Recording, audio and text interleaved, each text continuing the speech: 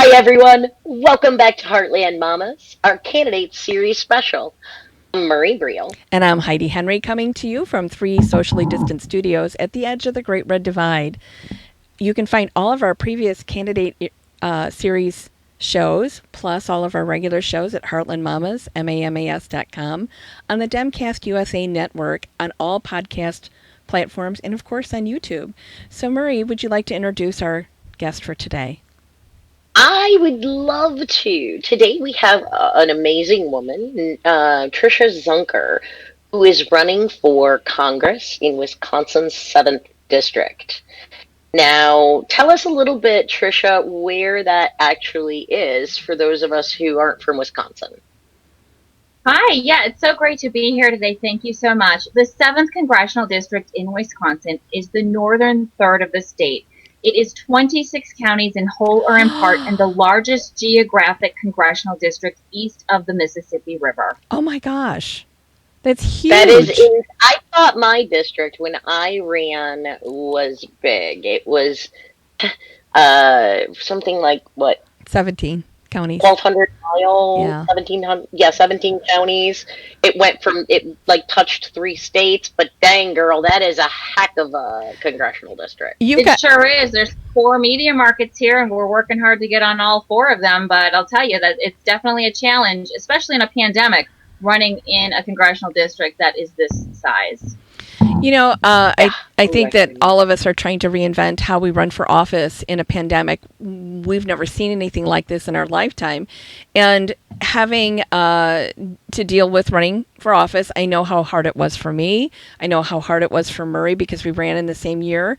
I can't imagine doing what you're doing. And you're in like Illinois vacation land. That's where all of us go to fish. And you were a Supreme Court justice, Mm-hmm. and you were a single mom, and you are this amazing woman who said, "Guess what? Crap is just way too bad." That's not her words, anybody. That's my words. I need to do something and make a change in a giant gerrymandered red district. So bravo! My hats off to you because I too have undertaken such a challenge.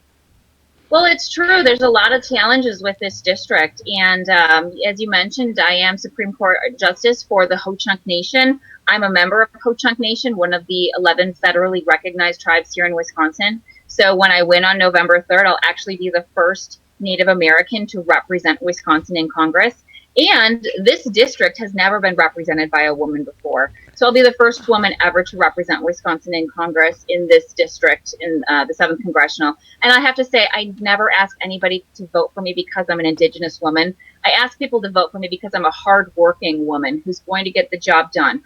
But our women and our girls deserve to see themselves reflected in congressional leadership, and our boys need to see it too. Yes. Absolutely. Absolutely.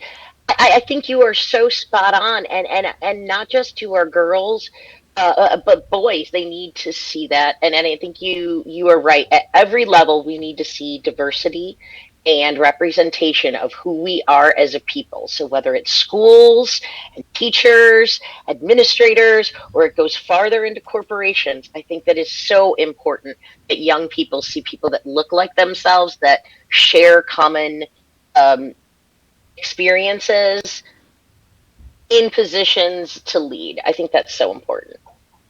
It sure is. Representation matters. I'm school board president of one of the largest school districts here in Wisconsin. And one of the things that I worked on shortly after I became president was resolution to urge legislation to retire Native American mascots, logo symbols, nicknames, and imagery in Wisconsin.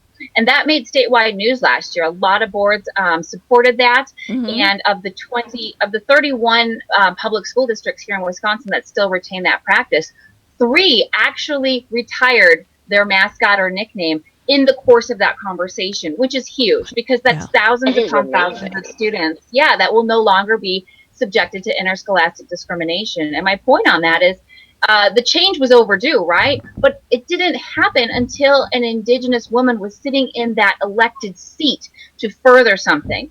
Because there are people, there are activists that have been working for decades and Yes. decades. And in fact, I went to some of them beforehand and asked out of respect, may I proceed with this? Because I have an opportunity. I sit in a seat that allows me to further this conversation.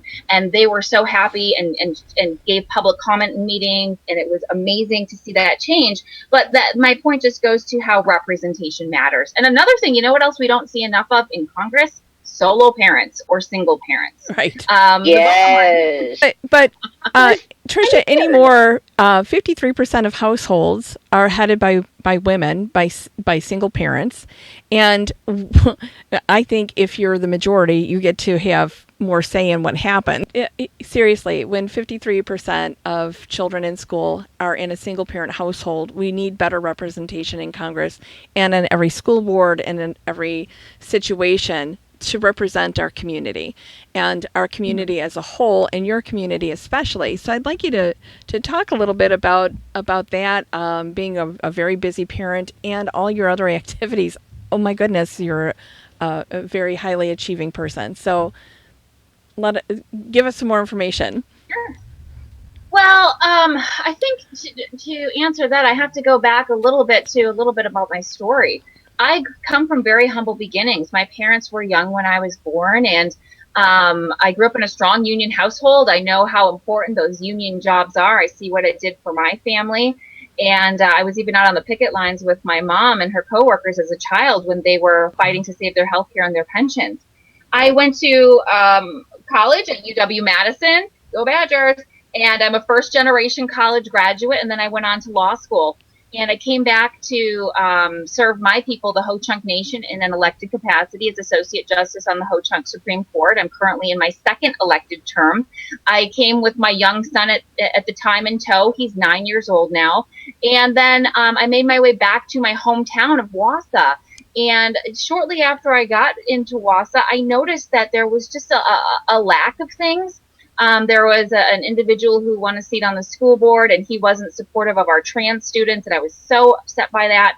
And I declared then and there on social media I was going to run for school board the next time because our students deserve to be treated with respect and dignity and equality. Mm-hmm. And so I campaigned very hard, and I unseated an incumbent, and a year later I became school board president.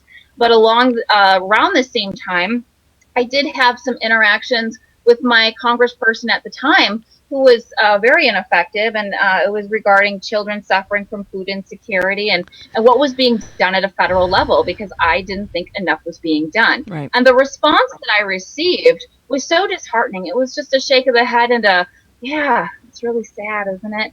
And that really motivated me. It fired me up. I was angry because our children deserve better. And I said, I'm going to run against this guy. But I ended up holding off because I was now in these other positions and thought, well, I'm going to give it some time. I figured he was pretty safe in his seat, and I'd probably run against him in 2022. And then lo and behold, he resigned, opening up this opportunity because we did have a special election where I ran against my opponent and moved the needle 6 points against 4 times the money. And we are facing off again November 3rd. But the reason that I'm doing this is because honestly, I could say I believe in public service, which so many people say, but it's more than that. I have had opportunities in my life that I seized upon that made my life better. I know what a difference it makes. I see how I, as a solo parent, am able to take care of my household. And that's because of the opportunities that I've had. And I think one of the roles of a representative is to ensure opportunity for people that you represent so that they can make their lives better. They can take that opportunity. And the other reason that I run is, quite frankly, I'm coming to you from my Ho-Chunk basket gallery. I know you can't see me, but my grandma was a Ho-Chunk basket maker. She would sell these on the side of the road with her parents, just 2 generations back from me, to make ends meet. They symbolize perseverance and resilience, and I know I wouldn't be here if it wasn't for their hard work and sacrifice. And I feel I have a voice. I feel I can make a difference. And how dare I sit on the sidelines and not, try? If I have this ability. So that's what I'm doing. And I've done this in other capacities as well. Here in my community, when I moved back to Wausau, it was abundantly clear to me that there was a lack of recognition of Indigenous people. I worked hard to get Indigenous Peoples Day recognized, first at the city level, then the county level, and even lobbied at the state level for recognition. And then I brought a powwow back. I formed a nonprofit and brought a powwow back here after one hadn't been here for 20 years. Oh my gosh. We had 200 dancers on the floor Saturday night. For anybody that knows powwows, you know that's a good powwow. So it was just, things like that where I said, I can use my voice. I can make a difference. And that's why I'm doing what I'm doing now. It's been at some sacrifice within my household and a lot of very busy days. But the bottom line is, I think that I know I can be a representative for the people, whether they vote for me or not. I'm going to work hard for everybody in Wisconsin's 7th Congressional District from Congress.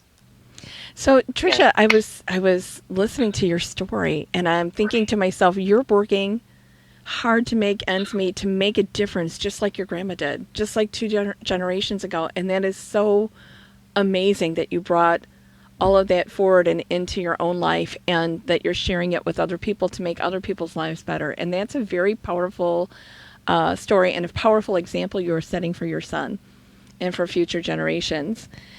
I'd like you to talk a little bit about how your school board and your state are dealing with COVID-19 in Wisconsin. Yeah, well, it's been very difficult because the failure of the White House to stop this pandemic when they had the information has resulted in local school boards having to manage a global pandemic.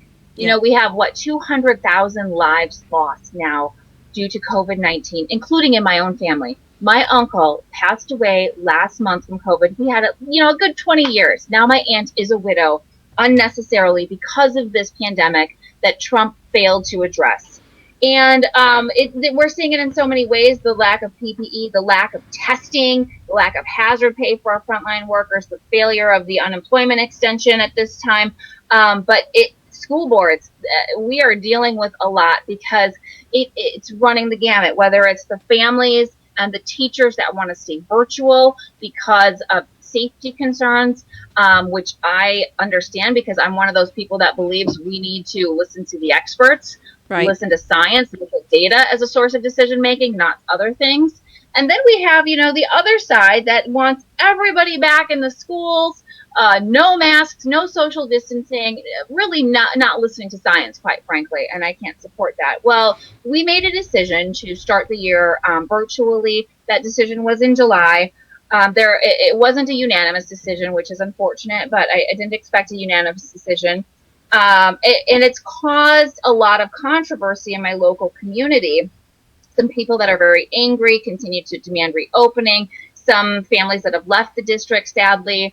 And then we just reevaluated that decision last night, and we are staying virtual, but it's very difficult here, and we're trying to balance so many concerns because it's there are the students that are vulnerable students. Yes. We work really hard to make sure that students have food. The students that might get the free and reduced lunch, we've actually expanded that to any student 18 or under. Hey, we've figured out a way for them to get food from the district so that they have meals during the week. And we've had to be very creative with the use of hub models where students that don't have internet access can come into the buildings and use the internet, because that even though this is considered a city, you can go 5 minutes out and there's going to be people with internet access issues, something that we need to address. We need to address it at a federal level, quite frankly. Yes. We need to treat broadband like the utility that it is, and make sure every household has it, because we are depriving people of opportunity without it. And this pandemic has really magnified the critical importance of having access to good broadband. So it's been difficult. I mean, it's constantly balancing complex situations, and it's just really it's upsetting because what we're dealing with now was completely avoidable, but for Trump's total failure. I totally agree. I completely agree. I've watched every school system around where I live have a differing policy on how they're going to do things, and parents trying to meet that trying to meet that set of standards. And you could have, where I live in a very rural part of Illinois, your kids could be bused to one school system and or to another school system in a completely different town, and they will have differing standards. And trying to make that cohesive has been next to impossible. I've watched parents struggle with it every single day. My kids are grown. I can't imagine. And being the school board president, you have to hear everybody's issue, right? Everybody's issue with this. And especially in the red area you live in, the rhetoric that comes up that is not science-based, that is opinion-based, that is political, not scientific, that could endanger the people that are not just in the school, not just the children, but the teachers and the lunch lady and the bus driver and the bus aide and the people they come home to. It's very, very troubling. And like I said, I've watched this happen in my own community. And, a cohesive plan back in February or March would have changed the course of this for all of us. And we didn't get that.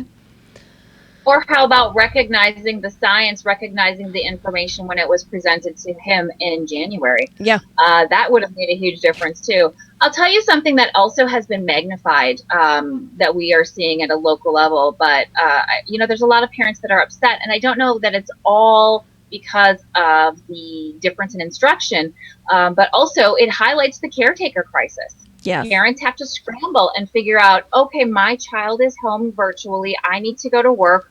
What am I going to do? And this is something that I've seen throughout the district before the pandemic hit. And I put thousands upon thousands of miles on my car getting throughout this expansive district, meeting with voters and listening to concerns. And we have caretaker deserts throughout this large district, whether it's childcare or care for elderly or care for disabled individuals. Yes. But this COVID crisis has highlighted the need for caretakers. And what that really gets to is a living wage. These are people that take care of our most loved family members. Why aren't they getting a living wage and benefits for the critical work that they're doing? If we ensured that our caretakers had a living wage and benefits, then we'd have reliable caretaking forces. But I really see that now at the local level because so many people are scrambling, trying to figure out how to balance all of this right. when they need to go to work and earn a living.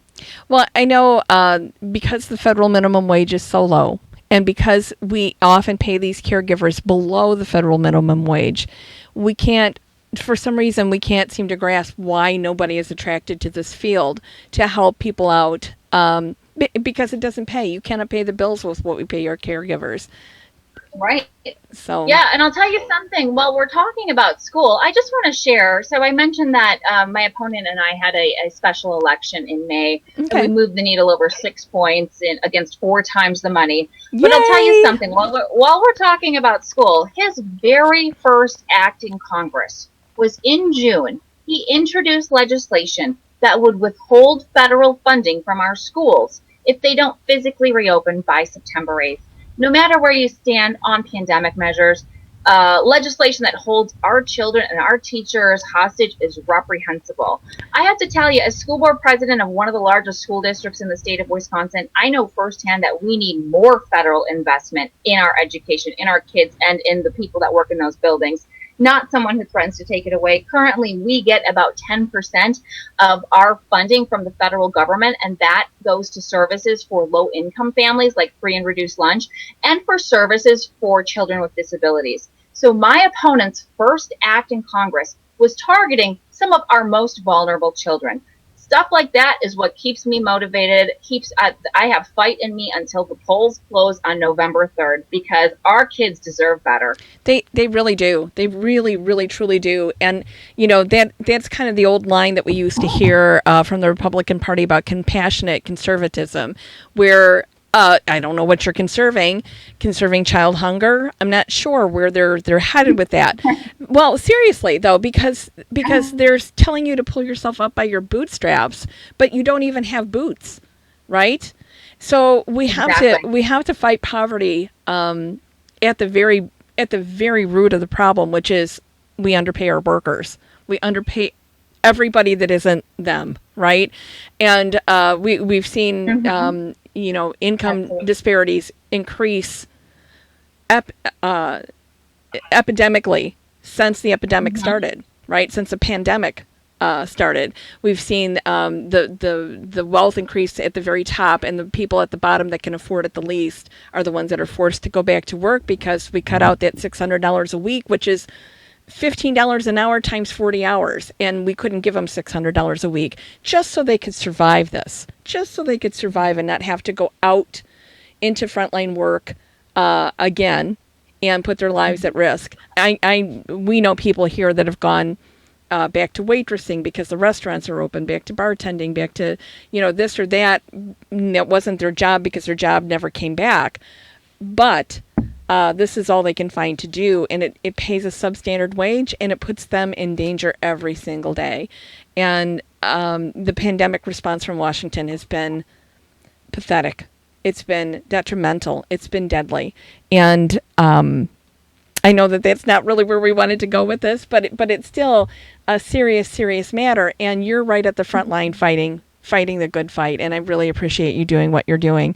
So we're going to wrap up here. Tricia, we did lose Marie during our broadcast. I don't know whatever happened on her end, but she gives her apologies. And it's been so nice talking to you, and I hope you'll come back and join us again sometime once you're the Congresswoman.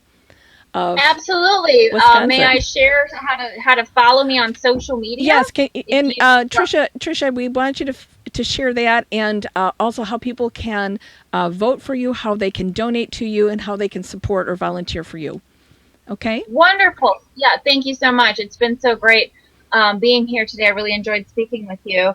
So my website is triciaforwisconsin.com. My name is spelled Tric as in cat, IA, for written out, Wisconsin written out.com. There's information there about endorsements, including an endorsement from our next vice president, Senator Kamala Harris. So excited about that still, yes, months later. I know. I'm so excited about that. Yeah, there's information about issues. There's a contribution link there. You can go straight to Act Blue and contribute there. Okay. Again, just type in my name, Tricia, Tricia Zunker. You can follow the campaign page on social media. If you go to Facebook, type my name in, Tricia Zunker. It'll pull up my campaign page. We keep that pretty active. And I'm on Twitter. That's handle is at Tricia4WI. That's FORWI. Also on Instagram, same handle at Tricia4WI. And just, you can request absentee ballot soon here. And if you haven't already, you can go to iwillvote.com, type in your information, request it online, or mail in an application to the clerk's office, or go to the polls safely on November 3rd and vote Tricia Zunker for Wisconsin. Vote Joe Biden and Kamala Harris while you're there, too, for president and vice president. Now, we will post all of those links in writing on all of our social media and on our description once the podcast it releases later today, and on the Demcast Network. So those of you that are not in challenge districts, reach out and help Tricia, because her story is magnificent. Her plan is incredible. And what she can bring to that area of Wisconsin cannot be denied. It would be an honor for the people of the 6th District to have her as their Congresswoman. So please find Tricia Zunker, Zunker, online. And I thank everybody for listening today. I'm so excited that I got to talk to Tricia, and we'll see you later. Thanks a lot, everybody. Bye-bye. Thank you.